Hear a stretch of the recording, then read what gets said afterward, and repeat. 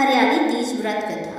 शिवजी ने पार्वती जी को उनके पूर्व जन्म का स्मरण कराने के लिए तीज की कथा सुनाई थी। शिवजी कहते हैं, हे पार्वती, तुमने हिमालय पर मुझे वर के रूप में पाने के लिए घोर तप किया था। अंजल त्यागा, पत्ते खाए, सर्दी गर्मी बरसात में कष्ट सहे। तुम्हारे पिता दुखी थे। नारद जी तुम्हारे घर पधारे और कहा, मैं विष्णु जी के भेजने पर आया हूँ। वह आपकी कन्या से प्रसन्न होकर विवाह करना चाहते हैं। अपनी राय बताएं।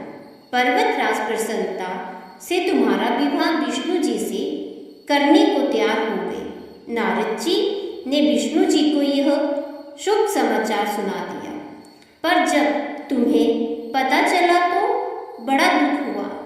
तुम मुझे मन से अपना पति मान चुकी थी। तुमने अपने मन की बात सहेली को बताई।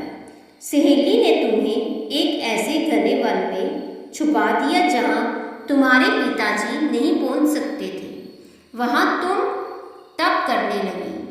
तुम्हारे लुप्त होने से पिता चिंतित होकर सोचने लगे, यदि इस बीच विष्णु जी बारात लेकर आ गए तो क्या होगा। शिवजी ने आगे पार्वती जी से कहा, तुम्हारे पिता ने तुम्हारी खोज में धरती पाताल एक कर दिया, पर तुम ना मिली। तुम गुफा में रेत से शिवलिंग बनाकर मेरी आराधना में लीन थी। प्रसन्न होकर मैंने मनोकामना पूरी करने का वचन दिया। तुम्हारे पिता खोजते हुए गुफा तक पहुंचे। तुमने बताया कि अधिकांश जीवन शिवजी को पति के रूप में पाने के लिए तप में बिताया है। आज तक सफल रहा। शिवजी ने मेरा वर्ण कर लिया।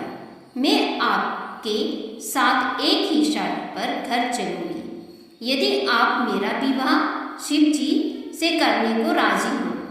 पर्वतराज मान गए। बाद में विधि विधान के साथ हमारा विवाह किया।